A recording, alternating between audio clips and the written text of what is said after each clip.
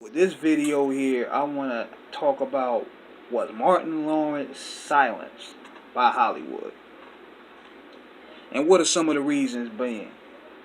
I was looking at Martin Lawrence on The Shop. For those who don't know what The Shop is a show that LeBron James did where he features different celebrities in his barbershop. And he had Will Smith and Martin there. And I noticed something was wrong.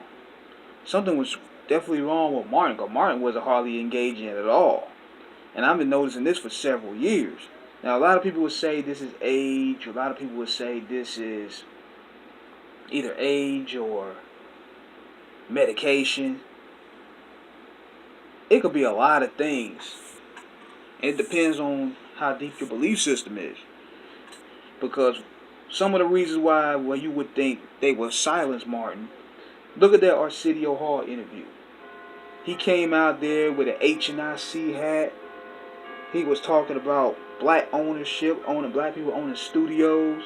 He was talking about unification. He defended Michael Jackson when the world was bashing Michael Jackson at that time in 1993. I mean, just looking into all that. He was talking about this on national TV at the time where everybody was focused on getting the flyest thing out there, but they wasn't talking about ownership.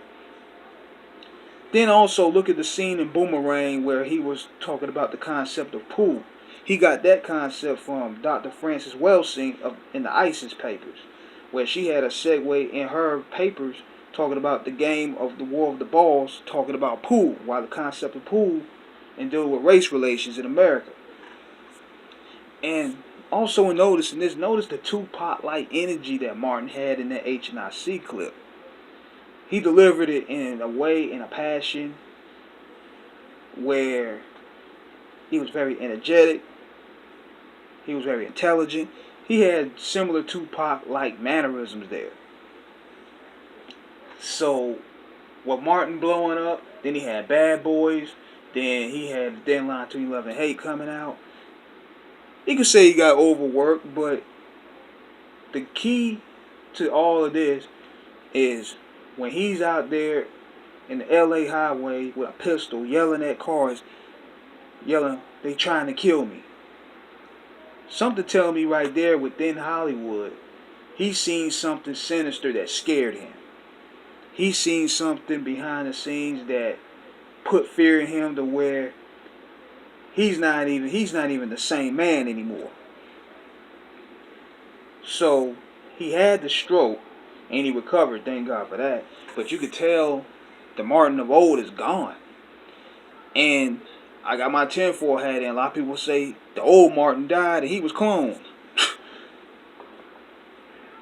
But nevertheless, you can't help but to observe. You can see flashes of the old Martin Lawrence in a movie like Roscoe Jenkins, or you can see the old Martin Lawrence, and he's trying to show that energy that he had on his stand-ups, but when he does his interviews, none of it's there. It's like the energy, the passion, the life has been sucked out of this cat, man. And you could say, yeah, it's age. You could say that it's time, and that you could also say that he's silenced for the simple fact he's gotten comfortable because of the royalties that he receives. Because he's still very rich, but you can't help but to observe something is not right. Now, my question to y'all is: do y'all feel that he was silenced? Do you think he was cloned? Do you think the stroke had a lot to do with it?